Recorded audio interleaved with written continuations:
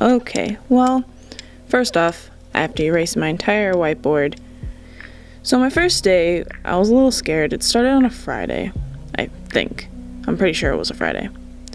But to get ready, I got inside my car. I got in my car, my cute little car, just bought it this year. I started driving to the Marina Teen Center. Put on the radio, and you know what? I plugged my phone in, and I played the song Teenagers by My Chemical Romance because I was trying to get in the mood because I'm pretty sure these teenagers were going to scare me to death. So when I arrived to the teen center, it looked pretty welcoming. There were a lot of kids outside. They were all skateboarding outside if you've ever been there.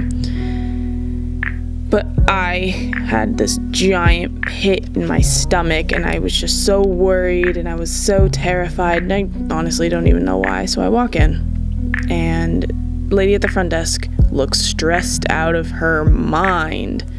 And she's like, "Do you want to start today?" And I was like, not really, but why not? And she's like, "Oh, it's a Nerf War day." I said, "What do you mean it's Nerf War day?" And all of these kids have Nerf guns, and they have their bullets, they have all these guns, they have the big old ones, like the really expensive ones that your mom would never buy you at the store because they were like $50. And I'm just thinking, I really shouldn't start today. But you know what? I said yes, like an idiot.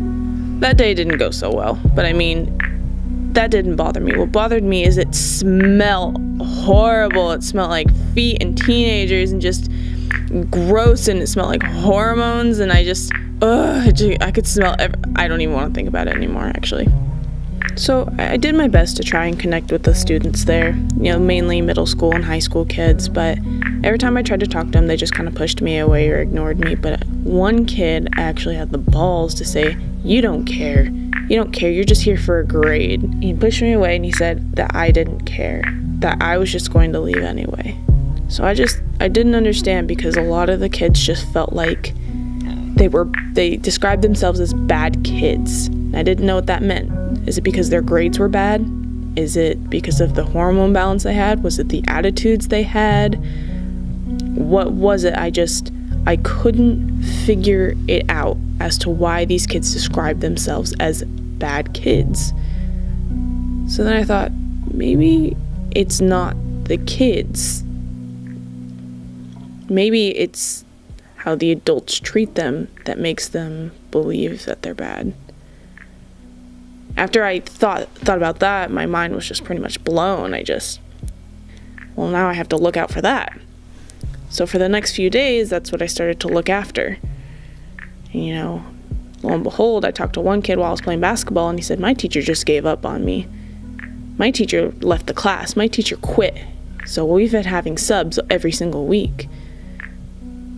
And I asked if that was normal, and he's like, "Well, yeah, that's happened to a lot of kids. We're just bad kids."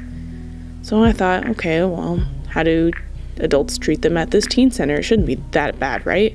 But anytime one kid would say a curse word or would be sitting on top of a table when he shouldn't have been, you can't say that. You can leave. You're a bad kid.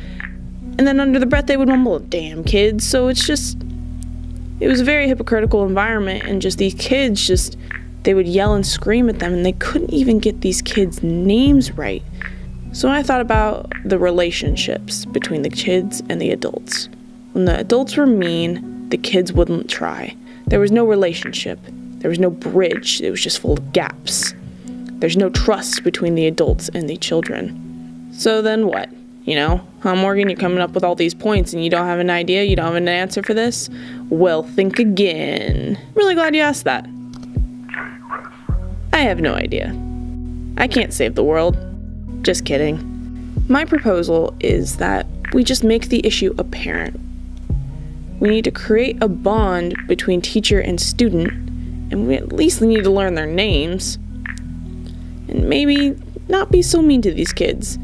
They are our future, and they are just little people. They're all just trying to figure out the world that we created and that we've already been in for a long time. So just treat them like how you would anybody else. that's all I have for today. So thank you for watching, and I've had a great time being in this class with you. This has been Morgan, and I am signing off.